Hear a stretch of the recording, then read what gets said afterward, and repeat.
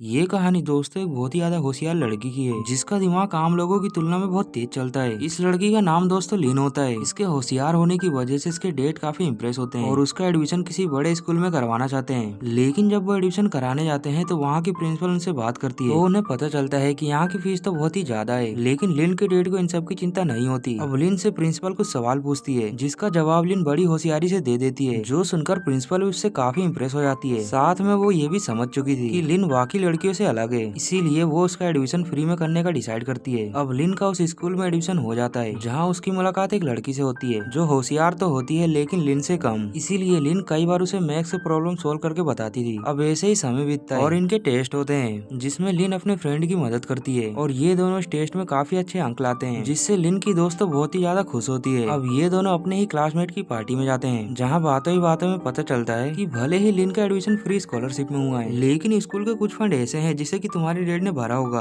अब ये सब बात उसका फ्रेंड उसे बताता है और जब लिन घर जाके चेक करती है तो सच में उसमें स्कूल का 2 लाख का बिल होता है। ये देख के लिन पूरी तरह से परेशान हो जाती है और वो अपने डैड से पूछती है कि आपने इतने पैसे क्यों भरे, मैं तो छोटे मोटे स्कूल में पढ़ सकती थी। लेकिन उसके फादर कहते हैं कि तुम्हें पैसों की चिंता करने की जरूरत नहीं है, तुम सिर्फ अच्छे से पढ़ाई करो, बाकी मैं देख लूंगा। लेकिन अब इस बात से लिन थोड़ा अपसेट हो जाती है और अपनी माँ को याद करते हुए पियानो बजाने लगती है क्योंकि उसकी माँ उसके पास नहीं होती। इसी दौरान लिन को एक आइडिया आता है कि उसकी क्लास के बच्चे तो उससे कम होशियार हैं, तो क्यों ना उनकी हेल्प करके पैसे कमाया जाए। अब ये सोच के लिन सभी बच्चों को अपने घर में बुला लेती है जिसके बाद उन्हें अपनी सारी बातें बताती है, जिसमें इनके कई सारे ट्रिक भी होते हैं कि अगर मैं उंगली को इस तरह से करूँ तो समझ जाना कि उसका आंसर ए है। और भी ऐसी लिन कई सारी ट्रिक बताती है जिसका आंसर बी, सी या डी होगा। अब इस पूरी बात को वो बच्चे ध्यान से समझ जाते हैं। जिसके बाद हम एग्जाम का सीन देखते हैं जिसमें लिन इशारे के थ्रू आंसर बता रही होती है और इस तरह से सारे बच्चे स्कूल में काफी अच्छा मार्क्स स्कोर करते हैं। और साथ ही जब इनका फाइनल रिजल्ट आता है तो लिन की क्लास के बच्चों ने स्टेट में काफी अच्छा नाम किया होता है और जाहिर सी बात है कि इसमें टॉप किया होता है लिन ने और दूसरे स्थान पर बैंक नाम का लड़का आता है। अब इन दोनों का इतना नाम हो जाता है कि ये दोनों एक कंपटीशन में भाग लेते हैं जिसमें ये अपने स्कूल को रिप्रेजेंट कर रहे होते हैं। हालांकि बैंक भी काफी होशियार होता है, इसलिए ये दोनों मिलकर उस कंपटीशन को जीत लेते हैं, जिससे इनके स्कूल की प्रिंसिपल तो बहुत खुश होती है। साथ ही इन्हें शाबाशी भी देती है और कहती है कि हमारे स्कूल में कई सारे स्कॉलरशिप पे पढ़ने वाले बच्चे हैं लेकिन तुम दोनों ने हमारे स्कूल का नाम काफी ज्यादा रोशन किया है, इसलिए मैं तुम्हें एक अपॉर्चुनिटी देना चाहती हूँ जो कि सिंगापुर की फ्री पढ़ाई होती है। लेकिन अब प्रिंसिपल इन दोनों को चुनने के लिए कहती है क्योंकि सिंगापुर केवल एक ही बच्चा जा सकता था। इसी के साथ दोस्तों हम बैंक का जीवन देखते हैं कि वो कितना गरीब है और यही वजह है कि वो इतनी मेहनत करके पढ़ाई करता था ताकि वो अपनी फैमिली को प्राउड फील करवा सके। अब हम दूसरे दिन स्कूल का टाइम देखते हैं जहाँ बैंक से एक लड़का उसके नोट्स मांग रहा होता है क्योंकि वो काफी अच्छे नोट्स बनाता है, लेकिन बैंक उसे साफ साफ मना कर देता है। इस बात से उस लड़के को बहुत ही ज्यादा गुस्सा आता है और वो कहता है कि तू कितना मतलबी है, किसी की हेल्प तक नहीं करता। वहीं दूसरी तरफ लिन है जो हमारी कितनी ज्यादा हेल्प करती है और एग्जाम में भी सारे आंसर बताती है। अब ये बातें सुनकर बैंक पूरी तरह से हैरान हो जाता है, लेकिन अब उसे लिन के कर्म कांडों का पता चल जाता है। अब थोड़ी देर के बाद एग्जाम फिर से स्टार्ट होता है जिसमें सभी को अलग अलग सेट मिले थे। वहीं लिन को ए सेट मिला होता है, इसीलिए वो सिर्फ ए सेट वालों की मदद कर सकती थी और बाकी सेट वाले बच्चों से परेशान हो जाते हैं कि उनका अब क्या होगा।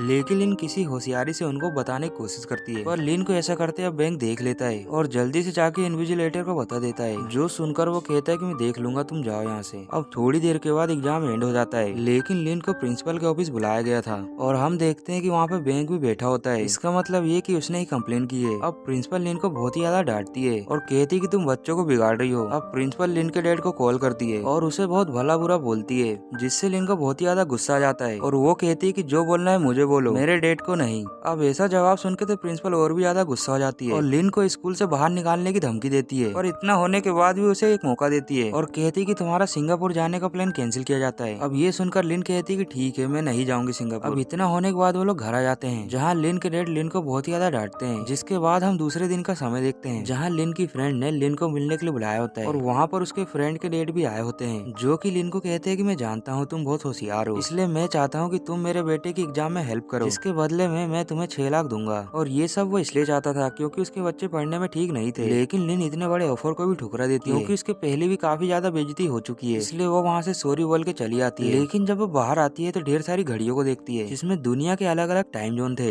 ये देखकर उसके दिमाग में एक आइडिया क्लिक होता है। दरअसल उसकी दोस्त और उसका भाई जो इंटरनेशनल एग्जाम देने वाले थे, वह दुनिया में एक ही पैटर्न से होने वाला था और तो और उनके क्वेश्चन पेपर भी सेम होने वाले थे, लेकिन ये एग्जाम अलग अलग कंट्री के हिसाब से अलग अलग टाइम जोन में होने वाला था। अब इस पूरी बात को लिन समझ जाती है, इसलिए वो इस एग्जाम को ऑस्ट्रेलिया जाकर देने वाली थी, जिसके बाद वो उसके सभी क्वेश्चंस को याद कर लेगी। लेकिन इस चीज में उसकी मदद बैंक भी करेगा क्योंकि वो भी एक जीनियस जीनियस लड़का है। अब ये पूरी बात लिन अपने दोस्तों को बताती है, जिस प्लान को सुनने के बाद उसके दोस्त काफी ज्यादा इम्प्रेस होते हैं। अब जो इस एग्जाम को देने वाला था उन सभी कैंडिडेट के बारे में ये लोग पता करते हैं और हम देखते हैं कि इन लोगों ने सभी को मिला के ग्रुप भी बना लिया होता है, जिसके बाद ये लोग उन्हें कहते हैं कि जिसे भी एग्जाम में मदद चाहिए वो थोड़े पैसे भेज दे हमें, बदले में हम तुम्हें गारंटी के साथ पास करवाएंगे। अब इनके इस मैसेज को सेंड करने के बाद वहाँ पे काफी बच्चे आ जाते हैं, जिनको फिर एग्जाम के बारे में वही बच्चा बताने लगता है जिसका बाप लिन को 6 लाख देने वाला था। वह कहता है कि तुम इस एग्जाम में केवल 4 चीजें लेके जा सकते हो, जिसमें एक तुम्हारा पासपोर्ट होगा, दूसरा तुम्हारा एडमिट कार्ड और तीसरा इरेजर और चौथा पेंसिल होगा। लेकिन अब सवाल ये है कि तुम चीटिंग करोगे कैसे? तो उसके लिए हमने एक प्लान बनाया है कि लिन और बैंक जाके ऑस्ट्रेलिया में इस एग्जाम को देंगे और ये एग्जाम हमारे टाइम जोन से काफी पहले हो जाएगा। इससे ये होगा कि जब तक तुम्हारा एग्जाम स्टार्ट होगा तब तक वो लोग एग्जाम के एक सेशन को अटेंड कर चुके होंगे। लेकिन इस एग्जाम में इतने सारे बच्चे हैं कि वो लोग सबको मैसेज नहीं कर सकते। उसके लिए भी हमने एक प्लान बनाया है कि पेंसिल पे हम एक बारकोड स्कैन करेंगे, जिसमें सबसे मोटी पट्टी ए होगी और उससे पतली बी होगी। इसी प्रकार से सी और डी भी होंगे। तो इन पट्टियों में ही तुम्हारे आंसर छुपे होंगे। तो ये बारकोड का प्रिंट पेंसिल के ऊपर पेस्ट किया जाएगा, जिसके बाद ये पेंसिल सभी बच्चों को डिस्ट्रीब्यूट कर दी जाएगी। अब ऐसे ही समय बीतता है और एग्जाम का दिन भी आ जाता है, जहाँ हम जान पाते हैं कि इन्हें इस एग्जाम में केवल 3 ब्रेक्स ही मिलने वाले थे, जिसमें ये लोग आसानी से 2 ब्रेक ले लेते हैं और उन ब्रेक्स के अंदर ही ये लोग काफी क्वेश्चंस के आंसर अपने दोस्तों को भेज देते हैं। अब सब कुछ प्लान के अनुसार चल ही रहा होता है, तभी बैंक अपनी तीसरी छुट्टी लेके बाथरूम में जाता है और वो अपने दोस्तों को क्वेश्चन के आंसर बता ही रहा होता है। तभी वहाँ पे अचानक से टीचर आ जाता है, क्योंकि बैंक बाथरूम में काफी ज्यादा टाइम लगा रहा होता है। अब डर के मारे बैंक के हाथों से मोबाइल नीचे गिर जाता है और तो और बैंक उसे फ्लश भी कर देता है, लेकिन अब टीचर उसे पकड़ लेते हैं। वहीं पर हम दूसरी तरफ लिन को देखते हैं, जो कि अपना तीसरा ब्रेक नहीं ले पाती और वो ये भी देख के हैरान हो जाती है कि उसका दोस्त बैंक उसके बाजू में नहीं होता, जो देखकर वो समझ जाती है कि कुछ न कुछ गड़बड़ है। इधर लिन के एग्जाम का लास्ट सेशन स्टार्ट हो जाता है। वह अपने इस सेशन के क्वेश्चन आंसर को कुछ ही पलों में हल कर लेती है, लेकिन उसे अब ये समझ नहीं आता